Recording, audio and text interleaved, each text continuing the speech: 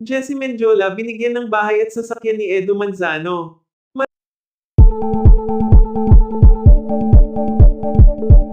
Marami ngayon ang tila galit na galit kay Edo Manzano at Jessy Mendiola dahil sa ginawang panloloko ng mga ito kay Luis Manzano. Mas tumindi pa ang galit ng mga netizens nang aminin mismo ni Edo ang relasyon nila ni Jessy. Sa dinami-dami umano ng babae sa mundo, asawa pa umano ng sarili niyang anak ang ginusto ni Edo. Samantala sa mga naglalabasan ngayon sa media, marami ang nagsasabing nagpapabango lamang umano ng pangalan ng mga ito upang pag-usapan sa social media. Hindi umano kaaya-ayang tingnan ang ginagawa ng mga ito. Hindi umano magandang halimbawa si Edo at Jessy sa mga tao. Dahil nagpapakita lamang umano ang mga ito ng panloloko sa kapwa maging sa sariling pamilya. Samantala dahil sa naging pag-amin ni Edo at Jessy, pinabulaanan naman ito ni Vilma Santos dahil ayon sa kanya gawa-gawa lamang ito at wala umano itong katotohanan.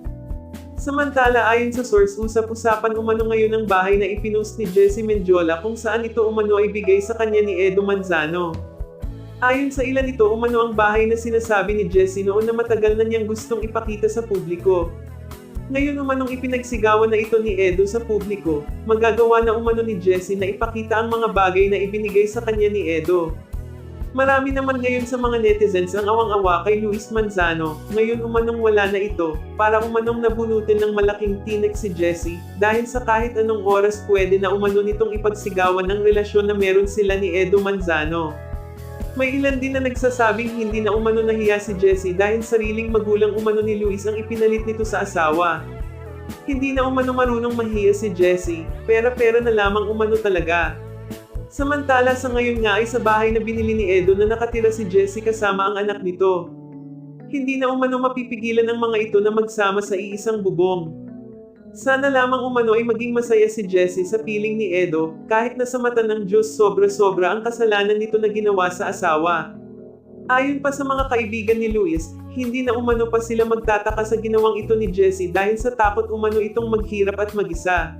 Sino ba naman umanong babae ang nasa papag na, bababa pa sa banig? Ayon naman sa ilan ipagpasa Diyos na lamang umano ni Vilma ang lahat.